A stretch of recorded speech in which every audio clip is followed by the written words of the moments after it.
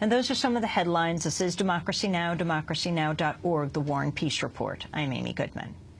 In Brazil, some 135 million voters cast ballots Sunday in a closely watched presidential election. Dilma Rousseff, the leading candidate to succeed President Luiz Inacio Lula da Silva, won the race, but failed to gain the 50% of votes needed for an outright victory.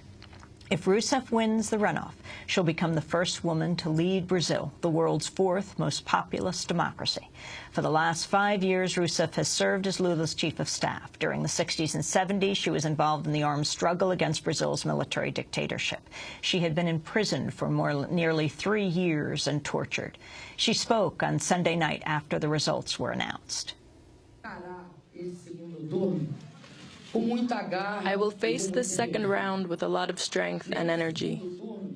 On the second round, I will have the opportunity to further detail my proposals, present my projects to eradicate misery and develop the country. Dilma Rousseff's main rival, José Serra, is the former mayor of Sao Paulo. He previously served as state governor and health minister under Lula's predecessor. He won praise for defying the pharmaceutical lobby to market inexpensive generic drugs and free anti-AIDS medicine. In 2002, he lost the presidential election in a runoff with Lula. With 98% of the votes counted now, Roussef won 47% of the vote. Her main rival, Serra, came in with 33% of the vote. The two will face each other in a runoff vote later this month.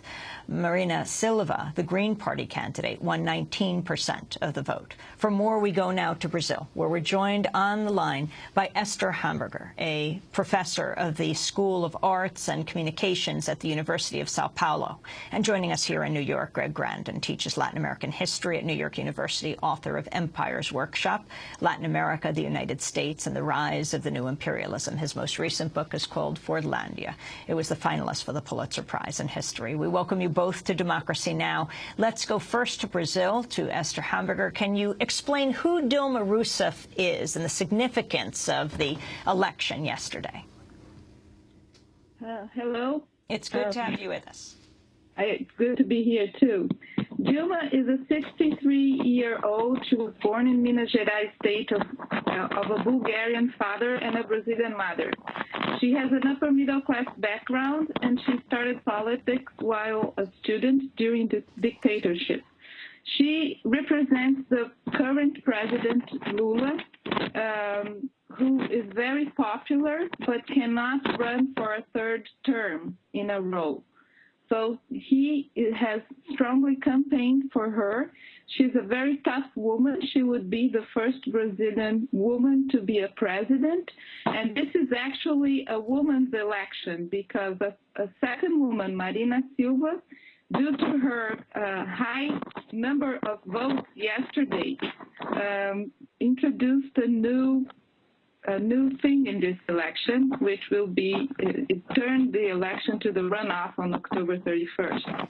Marina Silva is a very interesting woman, too. Like the President Lula, she comes from a very poor background in northern state of Acre in the Amazon, where she became a leader after learning to write and to read when she was a teenager. So we have a very interesting setting here where two women play a very important role. Greg Grandin, can you talk more about Dilma Rousseff's role during the Brazilian military dictatorship and what happened to her after? Well, she was a member of a short-lived revolutionary organization, an urban revolutionary organization that operated in Brazil during the dictatorship from the late 60s to 71, 72. She was a university student. She participated in it. It was an organization that was involved in bank robbing in order to raise money to continue operations similar to Tupamaros. I guess would be a similar organization view is maybe more familiar with in Uruguay, and she was captured in 1970, tortured, imprisoned for 3 years, and then she came out and she began to work with other social movements to lead Brazil towards what's called the transition to democracy. What was the Brazilian dictatorship? What happened? Well, there was two phases. One was in '64. There was a coup against a reformist president, and then there was a coup, what's called a coup within the coup in '68, which was much more part of a radical right agenda of suppressing dissent, and that ran from '68 to the mid-1980s. And there was a coalition of social organizations that eventually coalesced behind the Workers' Party, behind people like Lula, and then also rank-and-file workers like Dilma, who pushed the country towards democracy. So her election now is really, in some ways, a triumph of that move towards democratization of the country. And Marina Silva, who will not be part of the runoff, born in the Amazon, Green Party, environmentalist. Yeah, it's remarkable. Here's a country, the most populous country in Latin America, the largest economy by far in the Americas, short of the United States and Canada, one of the most strongest growing economies in the world, and 70% of the population voted either for an ex-Marxist urban guerrilla or an Afro-Brazilian rubber tap who broke with the Workers' Party to run on the Green Party ticket. The Green Party got 20% of the vote. It would be interesting to know if that's the highest.